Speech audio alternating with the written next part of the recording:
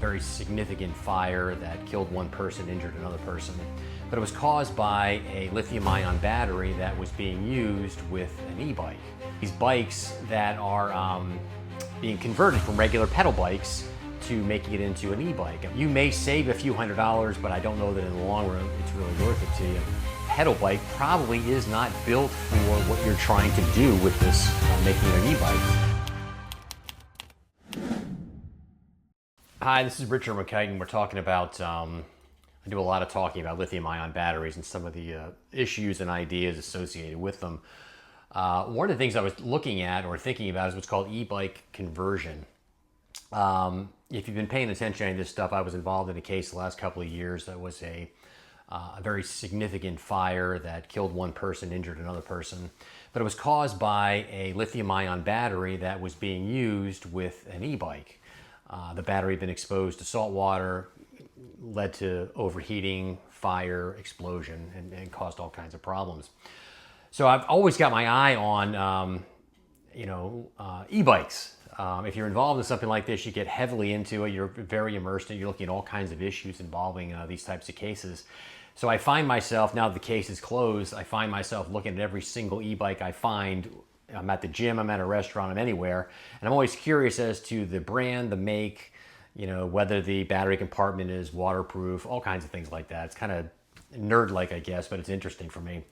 Anyway, one of the things I'm seeing now is some of these bikes that are being converted from regular pedal bikes to making it into an e-bike. And I thought to myself, I wonder how this actually works and whether it's worth it or not. The term is e-bike conversion. Basically what you're doing is you're buying a kit that has a battery, a motor, and then mounts to put these things onto your regular pedal bike. And then you can use the lithium-ion battery to basically power the bike. And you take your pedal bike and turn it into an e-bike.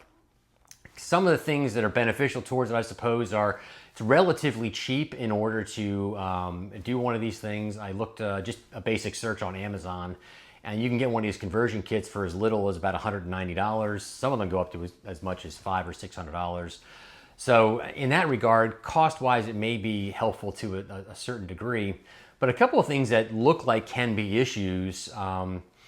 Number one, you've got, on some of these kits, you have compatibility issues between the actual bike frame of the pedal bike and then the actual hardware you're trying to put onto the bike. Some of these frames aren't built for that.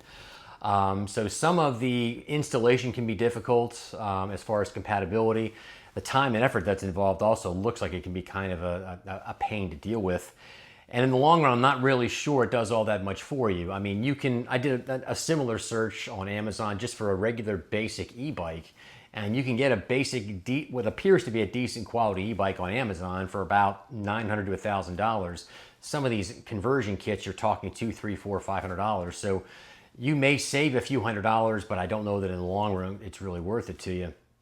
And just a couple of things as a consumer, on these e-bikes, the actual bike frame is much more substantial. It's much more built for high speeds and long distances, which is what you're going to do with an e-bike. That's why you get it. You can go faster with less effort, and you can use it as a means of transportation to, job or something along those lines, school, things like that. So if you use one of these e-bike conversion kits on your standard pedal bike, keep in mind your pedal bike probably is not built for what you're trying to do with this, making it an e-bike. These e-bike conversion kits, some of them will have the converted bike be able to do 20, 25 miles per hour for a sustained period of time for a good distance.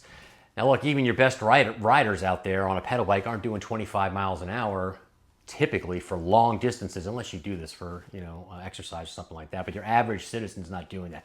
My point is, your pedal bike is probably not really built for that type of wear and tear over that period of time. So I don't know that it's a great idea. And you also still have the same issues with lithium-ion batteries that you have on regular, scooters and e-bikes. So long story short, not sure it's a great idea. It is somewhat cost effective, but in the long run, not really that much more. So again, just one of those lithium-ion battery connected type issues that I was curious about. Took a quick look at it.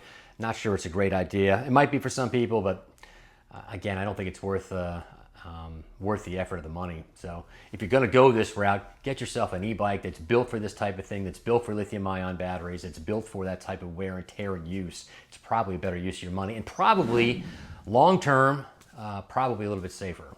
Anyway, Richard McKighton, we're talking, again, all things connected to lithium-ion batteries.